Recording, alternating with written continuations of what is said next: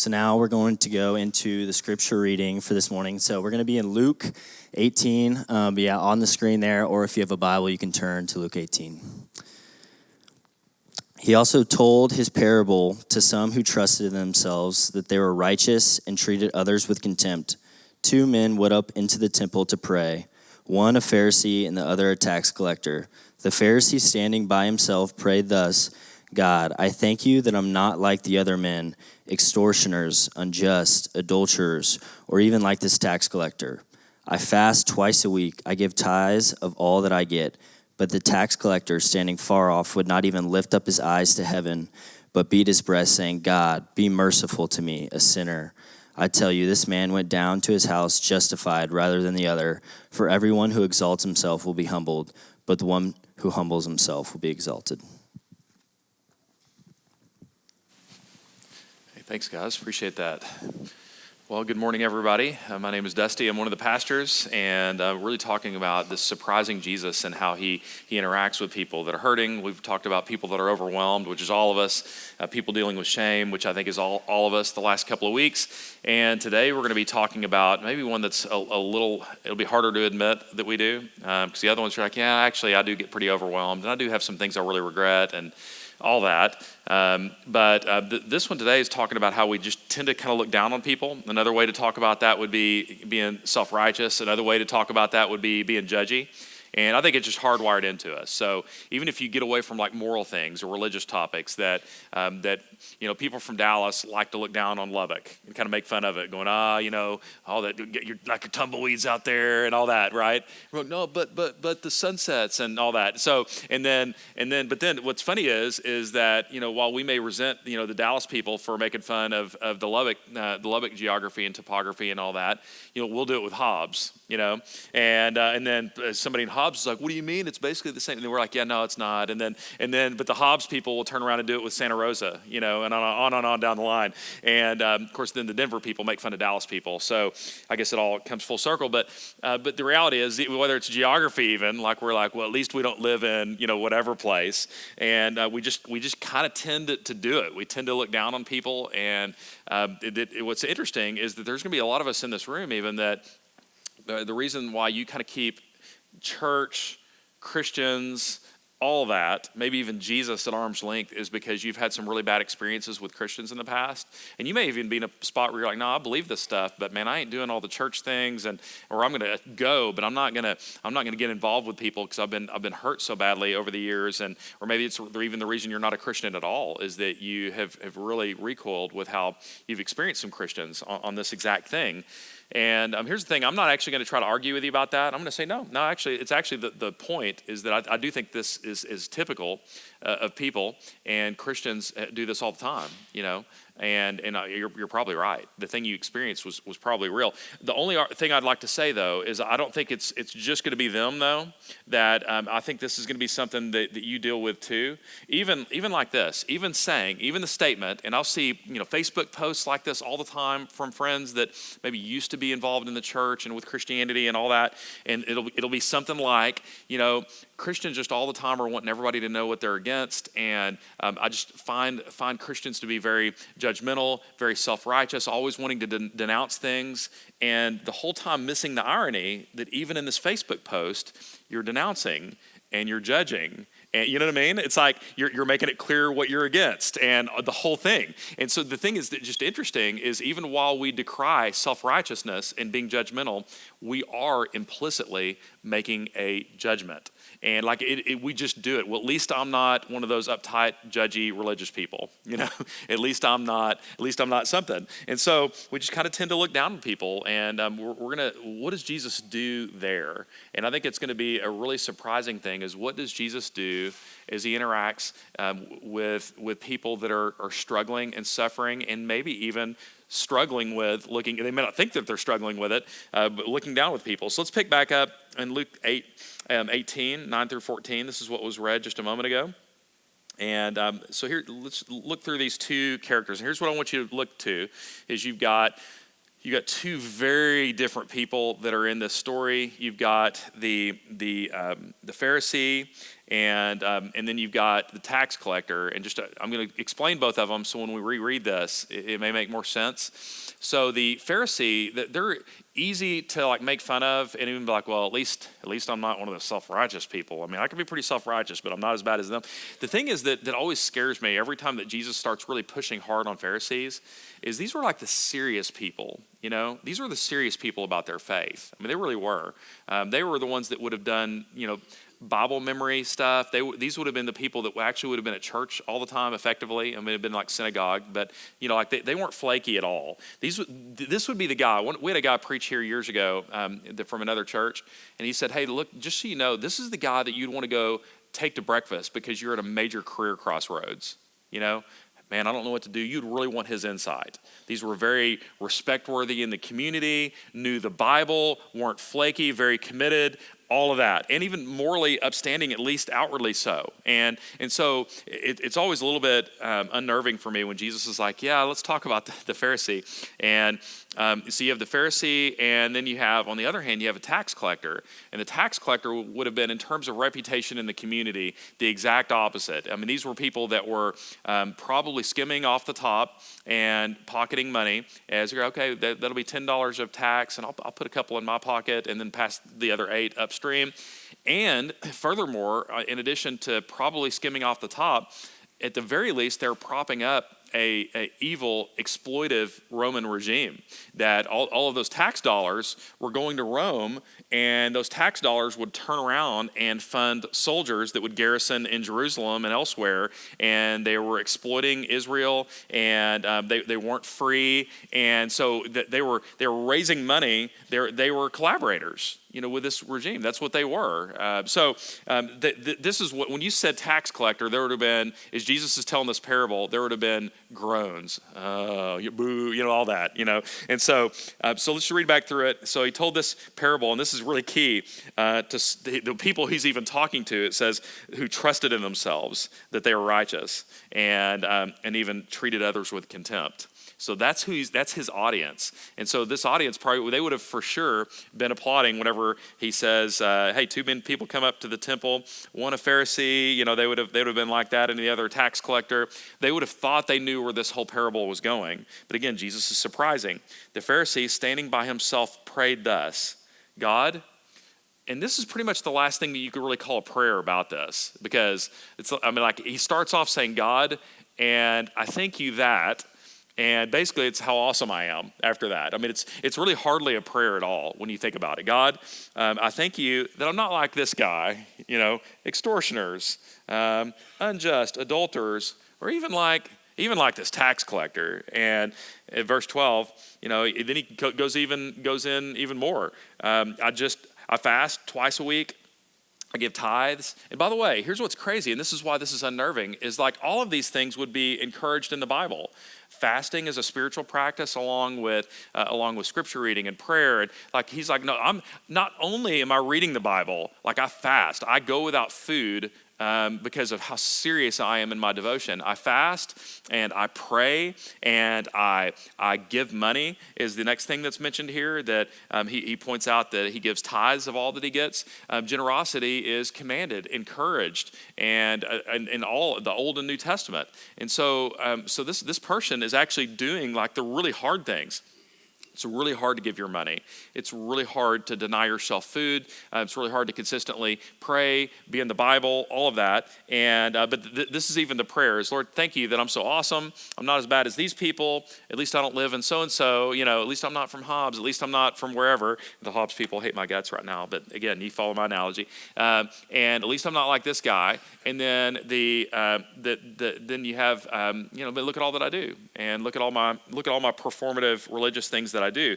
In contrast, you have the tax collector standing far off, wouldn't even look his eyes up to heaven, and he knows what people think, and probably what God's indictment of if he's taking from people, and then even funding this terrible regime and doing all these things. And he says he wouldn't even lift up his eyes to heaven, but beat his breast, saying, God, all I got is God, be merciful to me, a sinner. That's all I got. I don't have any resume. I've looked at all my awesome performative religious acts. I don't have maybe there is somebody that'd be worse than him, but he knows that he's doesn't have a lot to offer, and he's like, Lord, I need help. And it is interesting, by the way, that Jesus was criticized a lot for hanging out with these tax collector types. It was one of the main things that people would say, well, what do you not like about this Jesus? Well, he eats and drinks with guys like that. I mean, it was said all the time about him. And so this is one of those people. And again, that's another surprising part about Jesus is how he would engage it. And even that he would even use this parable here. And he actually has a real prayer. And so he knew he needed God's mercy. It's interesting how even right as this passage moves on, it talks about, hey, let the little children come to me. And apparently, I think this is the key thing of this whole story, is that that's what the tax collector did. Came as a child. He knew he had needs. He had no big religious performance that he could say, this is why I'm awesome, this is why I'm better than these people. He just knew he needed, and Jesus said, this is the person that goes home justified. This is the person that walks away who is right with God. Whoever exalts himself will be humbled. The one who humbles himself will be exalted. And the big issue is that the Pharisee trusted themselves even while they're doing a lot of the right things, and the tax collector was certainly not trusting in themselves. They're trusting in God, knowing that they had nothing to offer at all. So just as a quick thing before, we're actually going to look at another passage here in a second. But this summer, I came on one Sunday in July where I wasn't preaching, and I heard there's two great sermons back to back, and I heard one of those sermons live, and then the other one I listened to on our podcast, and they were both incredibly helpful and good sermons. Brandon Gilbert delivered one, and Madison Rupert delivered another one, and it was in the middle section on the Sermon on the Mount, which is what we were going through this summer, and they were talking about, it was really the same idea here, is that Jesus was just warning on these performative religious things, that you could be doing the right thing, but motive really matters. He would just get to this place of depth and get to the heart every time, as he is in this parable here.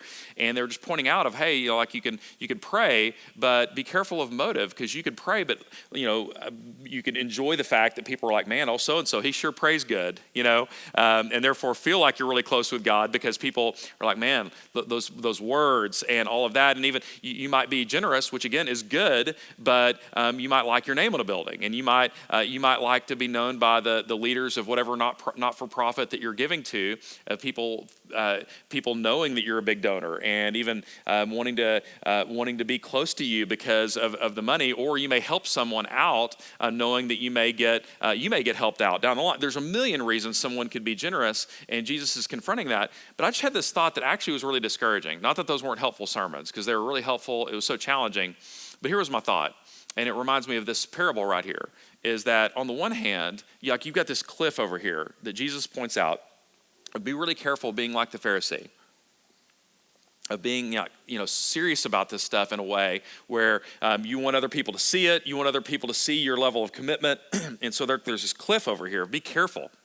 Motivation matters, and you can be very proud of yourself of look at all that I've done, and be careful. But then there's this other cliff that's also everywhere in the Bible that seems like it's way more of us, that there might be some of us that are tempted to be here, excuse me.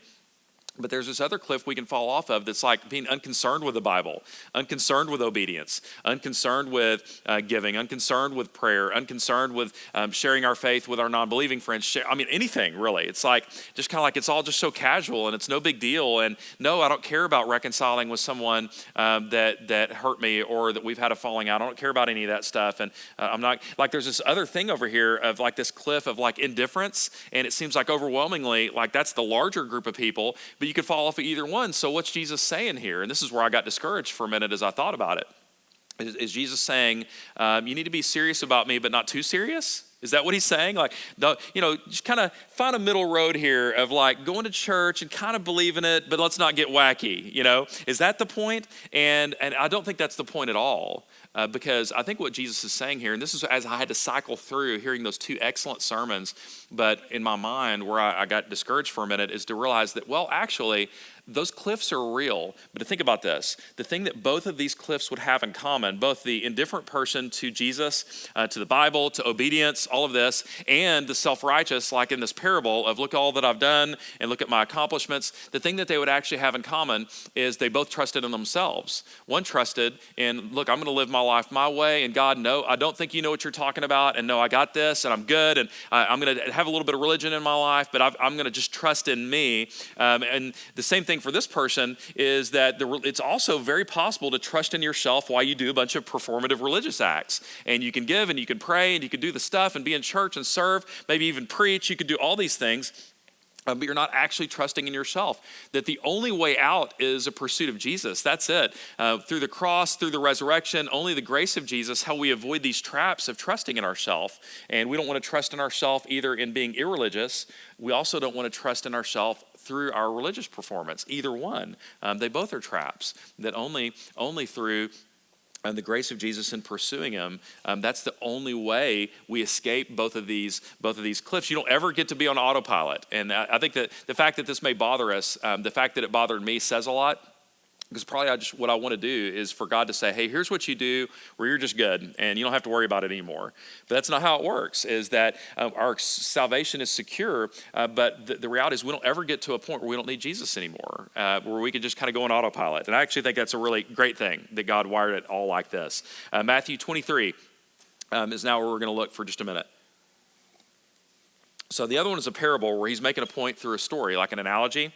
And kind of a hypothetical person here, hypothetical person here. Well, now he's going to teach in clear terms. And it's very similar, but there's some points of emphasis that are worth looking at. It says, then Jesus said to the crowds and to his disciples, the scribes and the Pharisees, so that's the same group, they sit in Moses' seat because they would teach the law of Moses. So do and observe whatever they tell you, but listen to this, but not the works they do, for they preach, but they don't practice. So he's going, hey, they're teaching all the right stuff. Do all of it. It's all great.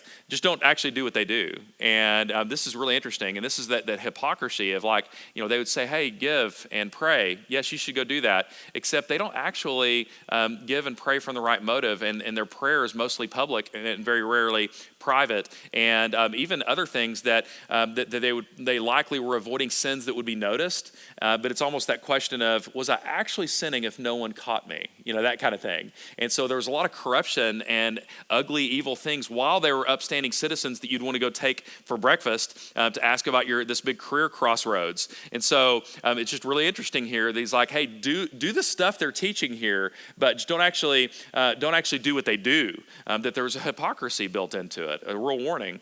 And this next one has haunted me for a long time as a pastor, and it's just a warning for teachers, I think. It says, they tie up heavy burdens, hard to bear, and they lay them on people's shoulders, but they themselves are not willing to move them with a finger. So basically this is, hey, I'm not actually doing a lot of this stuff, but I'm going to tell you what you all need to do. In fact, in addition to a lot of the commands and rules that are in the Bible, we're going to make a few up, So we're going to have all these things that you ought to be doing, and you ought to do this, and you ought to do this. Some of it's in the Bible, and then we're going to start telling you about you need to attend all of these different meetings up here. You need to be up at church 8 nights a week, and you need to memorize all these things, do all of these things. You need to dress this way. You need to school your children this way. You need to do all of these things, and they may be even good things for some at least. They may even have been helpful for you, but it's like, hey, I know this earlier in the Bible, but I'm going to distill a principle of a principle of a principle of a principle, and now you need to start doing this and this and this and this. And then your people that are sitting where you're sitting right now under this instruction are like, I want to please God, so okay, I'll come up here 8 nights a week, and okay, I'll quit schooling my kids like this, and I'll start schooling them like that, and okay, I'll start dressing like this, and okay, and it's almost like you've got this, you're under the squat rack, and they just keep putting on weight on each side, and your legs are kind of, you're like buckling and trying to hold the weight up, and you just keep putting more weight on the side of keep doing this, and then maybe God will be pleased with you, and here's another 45 we're just going to put on each side, and you're buckling underneath of it, and he's saying, hey, it could be really damaging here of do this and do this and do this and do this and do this, and I've got a few more, and I don't do any of it because nobody catches me not doing of it, but I'm just going to keep loading you up with more. And he's like, we just buckle. And what would happen if grace that would be driving obedience might be what's in front here. Verse 5, they do all of their deeds to be seen by others, and this really gets to the real problem here, doesn't it? For they make their phylacteries broad and their fringes long, basically like a spiritual letter jacket is really what it is. Here's all the scripture I've got memorized, all district Bible drill, all these things. They have all the things there. They love the places of honor at feast and the best seat in the synagogues and the greetings in the marketplace and being called rabbi by others. He's going to be critical of some of the titles here. Watch this. But you're not to be called rabbi, for you have one teacher, and you're all brothers. And call no man your father on earth, for you have one Father who is in heaven. Neither be called instructors, for you have one instructor, the Christ, which means the Messiah. Jesus is talking about himself here. And so really he's getting to the heart of the matter again, and he says, that look, their problem is that it was outwardly directed as they wanted the approval of people, and through the titles and hey rabbi and instructor and father and these things is that the whole goal of so much of it was to be it felt good. It felt good to be a person of importance. It felt good to be needed, and it was the approval of people that they were really after, as opposed to the approval of God and pleasing God. And this is what Jesus is really critical about. And we have one Father, and be really careful here. Be really careful. Verse 11, it says, the greatest among you shall be your servant. Whoever, and this is very similar to how that parable ended, whoever exalts himself will be humbled. Whoever humbles himself will be exalted. And so these guys would use their position for self-exaltation. They were trusting in themselves. That's another parallel with the last one. But humility is the path. Humility of, look, I need you. Lord, have mercy on me through your cross, through your resurrection. I've got nothing other than you, and please give mercy to me, a sinner. It really is something. The thing that, if you wanted to put it in blunt terms here, you could have, I think what we tend to value would be, let's say you've got this beautiful family. The husband and wife, they're both beautiful. They stay in shape. They're both very successful in what they do. They make good money. Their children are in all the right classes at the right school, and they've got friends. They're well networked in the community, and they're the kind of people, again, you'd want to take to breakfast and ask what to do. They're the kind of people you'd love to vacation with. Everything looks great on the surface, but inside there may be some dynamics in that marriage, and there may be the way that the relationships are with the children, and there may be just a smug, proud approach with God of like, God, look at me and look at all that I've done and look how awesome we are. And then you could contrast, you may have another couple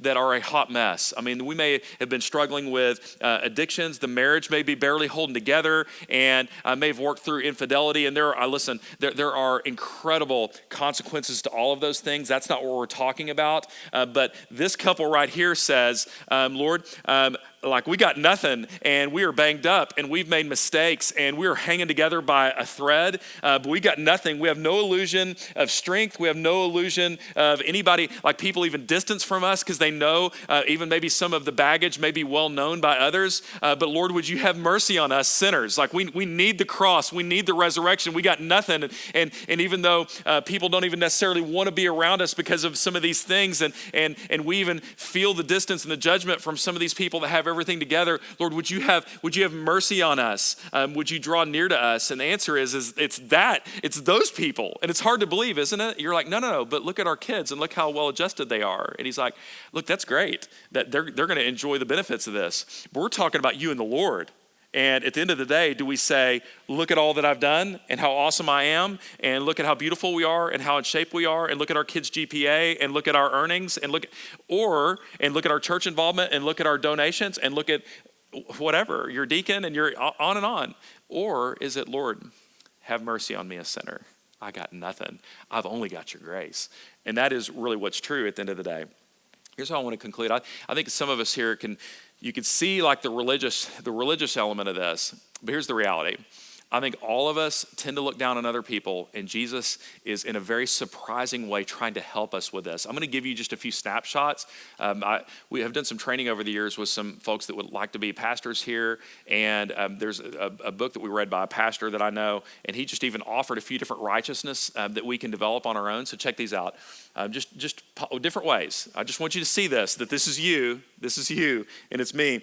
Financial righteousness. This is where you would say, well, at least I don't handle money so poorly like so much of people do. We're not in a lot of debt, and we make good investments. We don't just spend, and be in debt. I'm not like them. Parenting righteousness. At least I'm not a helicopter parent like so-and-so, or at least our kids aren't on devices for 5 hours, okay, 3 hours or whatever, wherever that line is for you. Work ethic righteousness is, well, at least I know how to work. At least I'm not lazy like so-and-so. Political ideology righteousness. Well, at least I don't have this flawed viewpoint like so many do, whatever that flawed viewpoint is in your eyes. Success righteousness. Well, at least I haven't, floundered away my career and squandered potential like, my old high school friends or some of my friends from college or who knows what. Fitness or athletic righteousness. At least I'm not out of shape, slow, on B team, have hair or skin like so-and-so, whatever it is. Intelligence righteousness. At least I'm not dumb or lazy or whatever that like so-and-so. Or self-discipline righteousness. Self-discipline righteousness. At least I wake up and do my cold plunges and get my workouts in, and so on and so forth. A lot of people just pick the easy thing from the very beginning. I do hard things at 5:30 every morning, and so you see what we're dealing with here is that all of us are so prone. Like we want to find something. Go like, okay, well I'm a little overweight. It's certainly not going to be my body, but I'm not one of these people flipping through Twitter. I don't even have social media. Like I read books, you know what I mean? Not like some of these people here. And then, I have, I'm not these people, I'm not one of these people that's sports obsessed. I'm one of these people that are focusing on the intellectual development of our kids. And we're reading like Plato as a third grader and all that, not like a lot of people that don't take this stuff serious, and on and on. And we all have these things. And here's the thing I want you to know is that Jesus sees us here and we develop the sense of, well, at least I'm not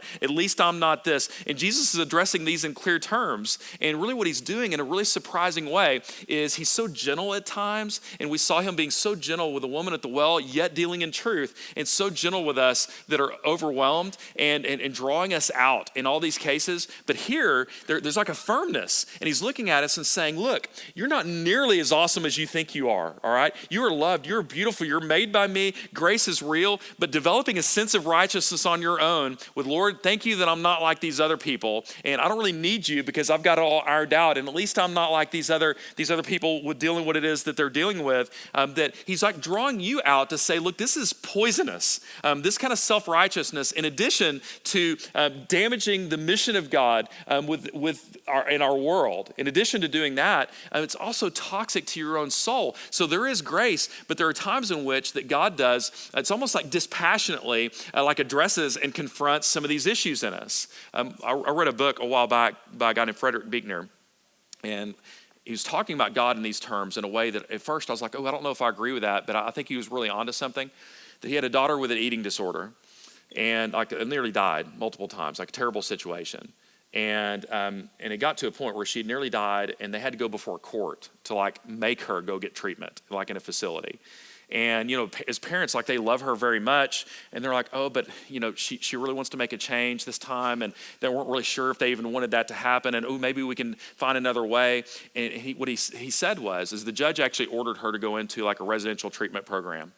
It was really interesting he said, in that room, I think the most godlike figure in that room was the judge, because the judge saw exactly what needed to happen, what she actually needed to protect her from herself. And even though she didn't want to, and there's parts of us that had real mixed feelings, and we knew that she really was not wanting to make that to go there, and thought there could be some other things she might try, that judge knew what needed to happen and said, hey, look, I'm going to tell you the truth right now about what's true so you can be healthy, so you can be okay. And I love that that's what Jesus does here, is he looks us in the eyes and says, look, this isn't the way. This is not the way.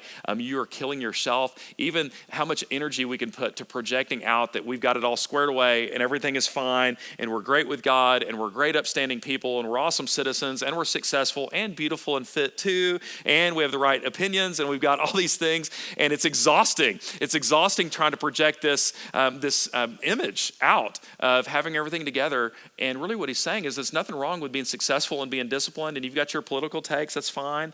You work hard. That's a beautiful part of West Texas culture, is the work ethic that are in so many. And you've got, like, you like your books, you like exercise, whatever it is, that's all fine. Maybe even how God wired you.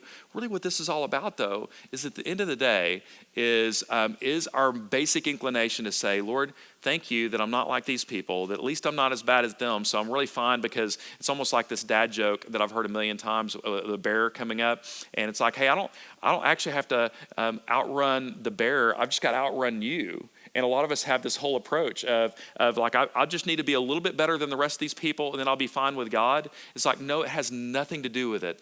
Be merciful with me, Jesus, a sinner. And the good news is that he is. Isn't that incredible? So it's like he has this, like that judge in that story, he's willing to say, let's talk about it. This is ugly. This is really ugly. You're not better than anybody, and you're just in need of my grace with your 6-figure salary and your fitness and all of your discipline and all of your good work ethic as the person that has none of those things. You're just as needy of Jesus and his grace. It's hard to believe, but it's true. And then once we accept that, what a beautiful reality that is, that we'd be loved, not dependent at all on what we do, not because of where we stack up in comparisons, but simply because of the radical, beautiful love of Jesus. It's incredible news. So I'm going to pray that we'd believe that we would walk in that. Lord, would you let us believe that deeply down to our soul, that your grace is real, radical, what we're actually looking for, and not just the hollow accomplishments and being better or faster or smarter than other people, and at least we're not as bad as something, whatever. Lord, we know that that's a dead end. We've lived it. We've experienced it. And Lord, please forgive us where we've been over the top. And even if it's only in our heart, judged and looked down on others because of an area of weakness, maybe mistakes morally, but even on things that they're not as good as us at. And Lord, we acknowledge that this has been exhausting, and that we want to be free from it. And for the sake of the mission, but even our own soul, that's what we want. And I pray this in Jesus' name. Amen.